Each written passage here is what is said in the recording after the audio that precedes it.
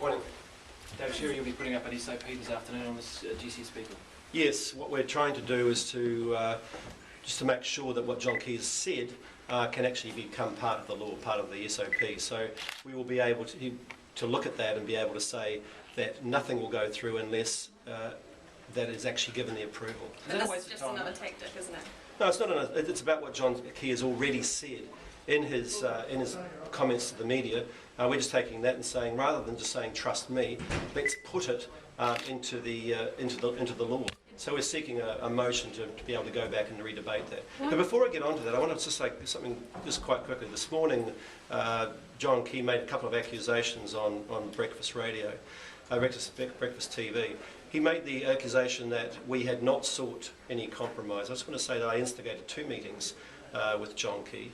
I have not had any phone call or any approaches from him or his office, and the whole time GCSB has been talked about.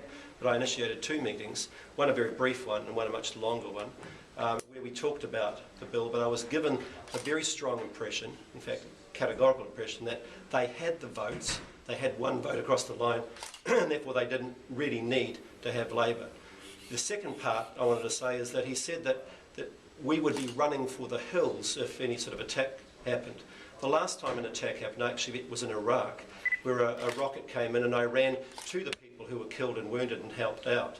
Now, I take security very, very seriously, and that's why we need to have a good bill that protects us, but at the same time, protects our privacy. Is it that Labour and the Greens are inciting fear? Is that precisely what he's doing by those kinds of comments?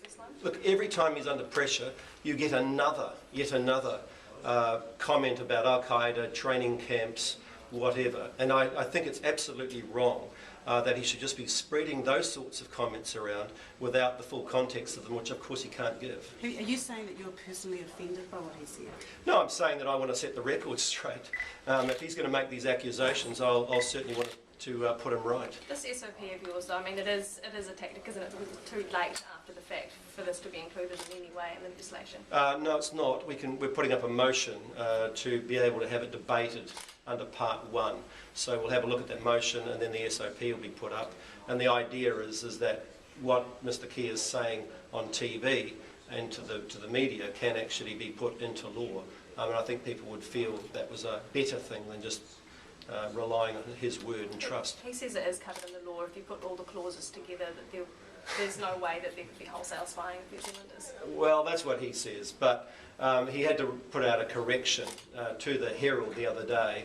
What we're doing is taking that correction, putting it into law and say, if you're really serious about this, put it in the law, back us on this, and I would expect them to back us, because obviously it's just saying what Mr. Key has already stated he would do. Have you asked Peter Dunn to back that SOP? Yeah, I've spoken to Peter Dunn, I've sent it across to him, but he's looking at it. If the SOP isn't a tactic, why didn't you introduce it earlier?